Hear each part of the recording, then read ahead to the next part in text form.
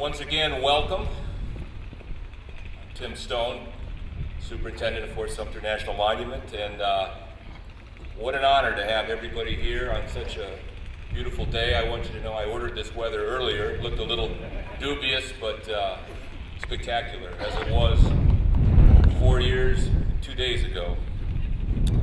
I stood here, newly arrived as the Park Superintendent, for the opening of our National Park Service sesquicentennial event. 150 years since the opening shot on Fort Sumter that plunged this nation into one of its worst crises ever. And I remarked on that day that was 150 years ago, that today we are gathered here, all of us, as citizens of the United States of America. I feel that it's very fitting to share with our audience here that be here for the 150th anniversary of the re-raising of the United States of America flag. Sometimes I come out to Fort Sumter and there's a lot of tourists and visitors, but I always try to find a quiet corner here. And I think about those young men, older men, that were out here on that day in 1861, April 12th. And could they have known that explosions, those sparks that set our country against each other, could they have known that would lead to over 600,000 deaths over the course of 4 years? Shortly after Appomattox Courthouse, where General Lee surrendered to General Grant, Walt Whitman, the great American poet who had worked in the Union hospitals during the Civil War, wrote, "Future years will never know the seething hell and the black infernal background, the minor scenes and interiors of the Secession War, and it's best they should not. The real war will never get in the books." I think that Abraham Lincoln, who at his second inaugural speech said, "With malice towards none, with charity towards all." I've invited several speakers and I've asked them to reflect on different aspects of Fort Sumter and Charleston today. I'm very pleased that they're with us. And as each generation passes on to the next generation, I hope that in 50 years from now, for the bicentennial of the Civil War, people will still reflect on what we did today. The first speaker is the National Park Service Southeast Regional Deputy Director, Barclay Trimble, also my supervisor. So, I had to note that. Barclay has worked in numerous national parks in his career, most recently as the superintendent of Cape Hatteras National Seashore before he took the position at the regional office. At the beginning of the sesquicentennial event, the Park Service decided that we would call our sesquicentennial activities over those 4 years from Civil War to civil rights. And we've continued to focus on that throughout the 4 years. On behalf of the National Park Service, I've asked Barclay to say a few words reflecting on how we've done and where he thinks we may be going. Barclay?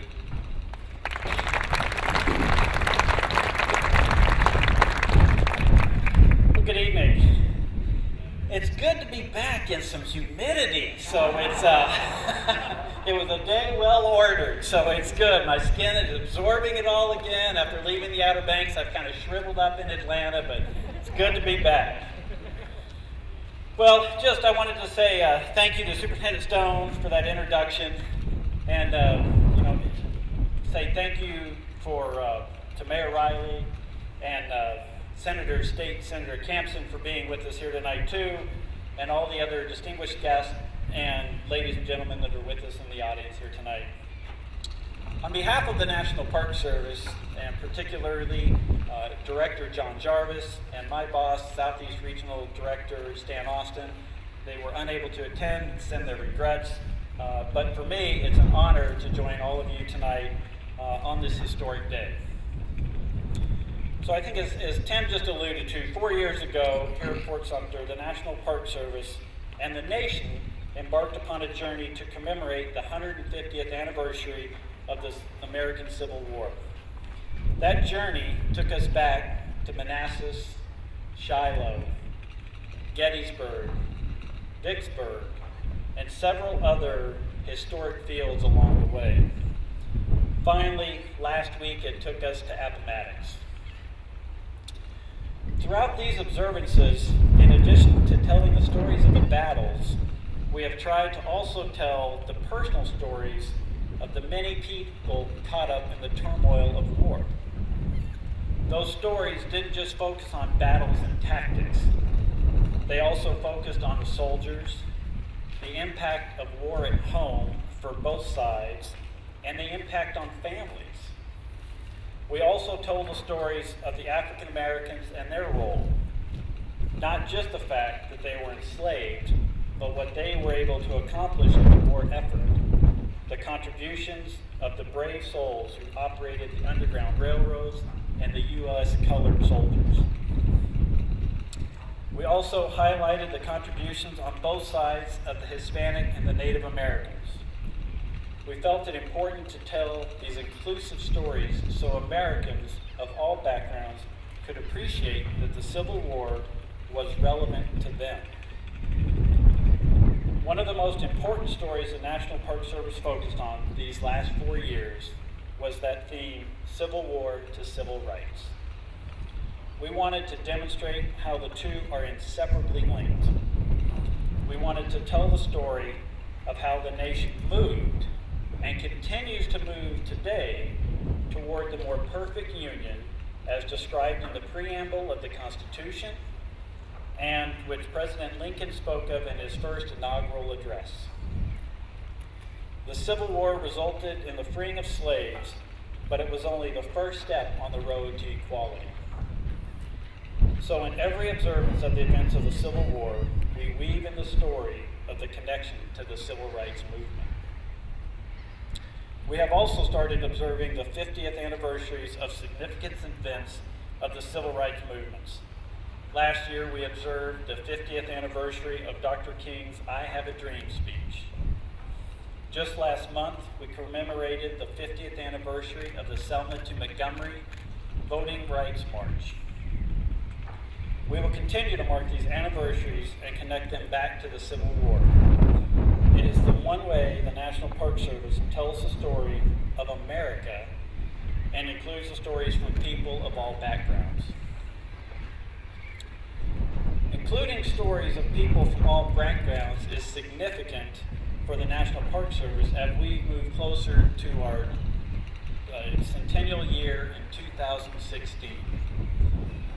Our centennial goal as we move towards that year is to connect with and create the next generation of Park Service visitors, supporters, and advocates.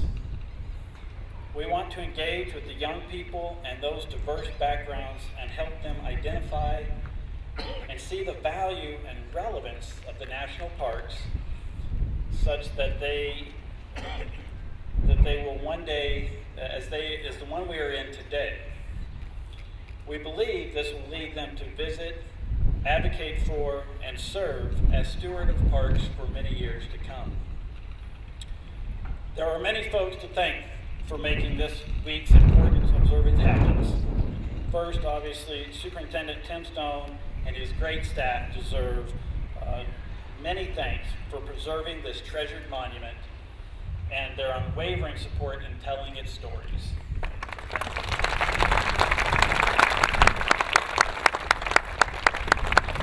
I also want to recognize the partners of the park, specifically Fort Sumter Tours, who is transporting our visitors to this specific location and provides that outstanding service, and with them, the many members of the community who help support the park and its mission. Without all of that help, none of this would be possible.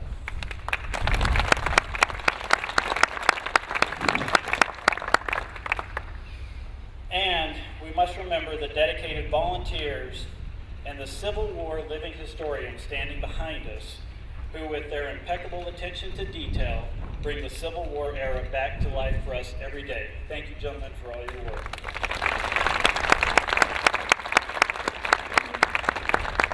So I was told to be brief. I'm going to be brief, so I just want to say thank you for asking me to participate in this historic event.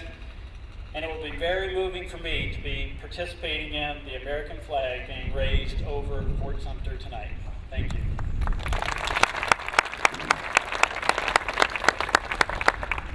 Thank you very much, Barkley. I only suggested that he should be brief. I didn't actually tell him to be brief.